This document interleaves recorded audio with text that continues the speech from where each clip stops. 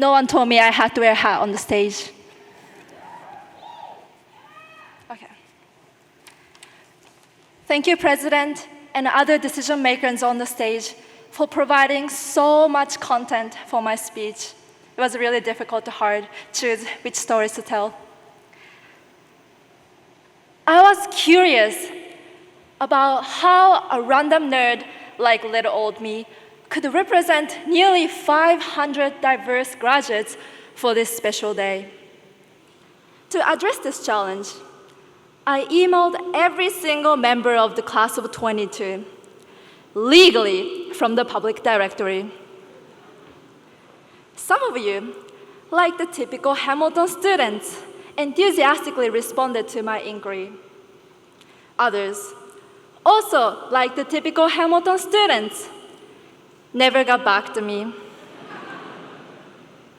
If you didn't receive my email though, you probably took some time off during the COVID year, just like myself. I'm sorry you didn't get my questions, but I'm more sorry that we have one more semester to endure. But for those of you who will finally escape from the brutal Clinton weather, just like what we are expecting this afternoon, I asked 2 questions. 1, what is the most rewarding change you have experienced at Hamilton? And 2, what is the most disappointing change you wish had or hadn't happened? Oh, don't worry, I'll keep my language PG-13. In my survey, our biggest disappointment was the pandemic. But surprisingly, many of you praised our resilient and curious responses during COVID as our most positive change. For example, some of us took Zoom classes at 6 a.m. in the West Coast or 3 a.m. in East Asia. But eventually, we all learned to show up to class in pajamas from bed, even in the afternoon. Under the strict regulations for indoor socializing, we all learned to hang out with our friends outdoors, even in the 30-degree temperatures. You see, Hamilton students don't just give up. Instead, we use our resilient curiosity to envision how to conquer persisting challenges. Since we juggled our schoolwork with household responsibilities, our mental health struggles intensified during the pandemic. Our friendships and mentorships have shaped this incredibly caring environment. This is how we've conquered the adversity. Having gone through such chaos demonstrates just how strong our class has become, both individually and collectively. Our resilience in the face of COVID maintained this community because we refused to let go of our home. Yet, the very same resilience transformed our community because we hope to improve this ironic family thing. Throughout this semester, for example, we continuously promoted reproductive justice, although the administration scolded us for expressing free and thoughtful speech through honest posts online, creative banners in Commons, and satirical pieces in campus publications.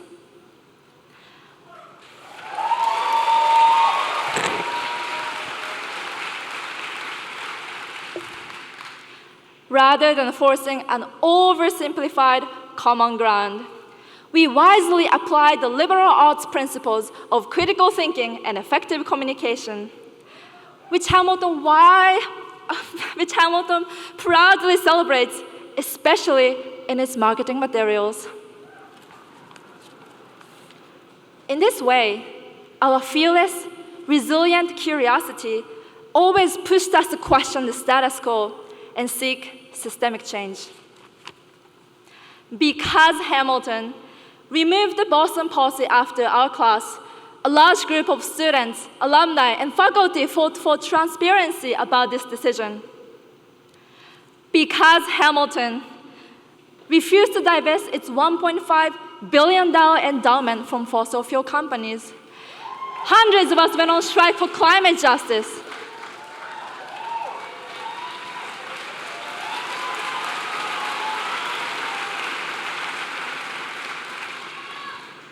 Because Hamilton addressed the use of date rape drugs with victim blaming, the entire campus wore black to join the demonstration organized by survivors.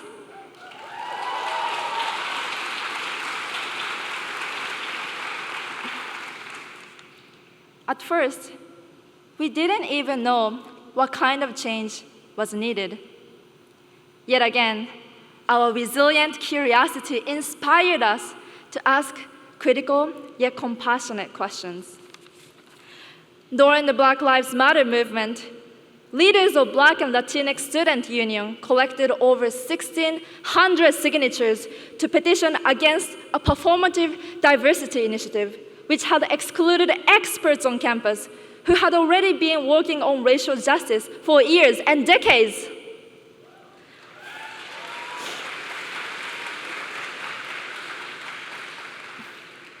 This past March, nearly a quarter of the school filled the library to learn about targeted and organized faculty harassment within our community and US higher education, about which the administration has yet to make a public statement.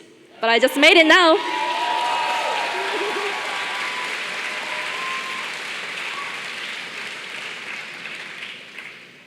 Even in preparation for this commencement, HIAP scholars have updated an obsolete commencement tradition by surveying hundreds of students in an effort to have our multilingual names pronounced correctly.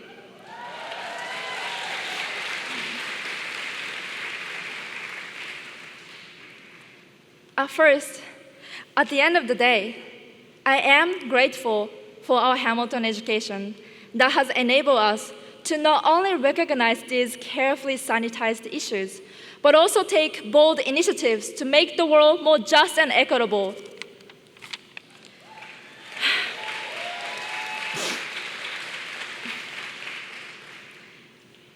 And more importantly, we all care about Hamilton enough to make it better, not just for ourselves, but for those who are dear to our hearts. Black female anthropologist and author Zora Neale Hurston wrote, "There are ears that ask questions and ears that answer." Our 4 years at Hamilton were ones that asked resilient and curious questions. Some are personal. Where should we take our lives after knowing thyself? How should we stay in touch with our lifelong friends and mentors? Other questions are systemic. How will we make finance more sustainable and fix white supremacist education?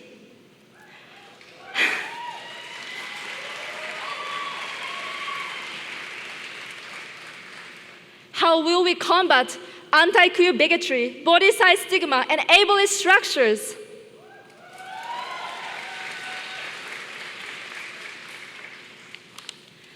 We also asked deeply reflective questions too. Am I good enough?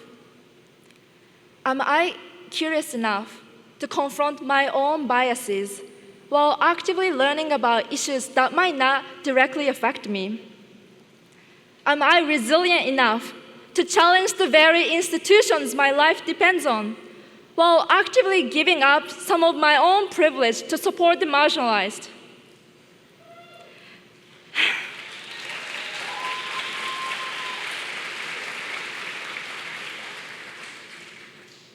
In fact, I'm not sure yet.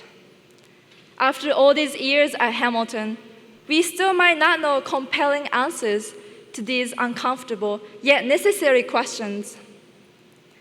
And most likely, we will keep finding unexpected and more complex questions in the real world.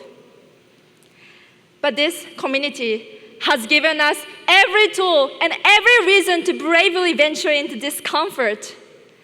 This is how we've grown. And that's why I'm hopeful for our future. I'm hopeful because I've seen our resilience enhance this community with our relentless questioning. I'm hopeful because I've seen our curiosity challenge us to take nothing at face value. And I'm hopeful because I know we don't just give up. Beyond this Hamilton bubble, we may not know how to initiate change at first. But with the resilient curiosity we have mastered together, our questions only mean we don't know yet. Congratulations, class of 2022, as well as 21.5 and 22.5.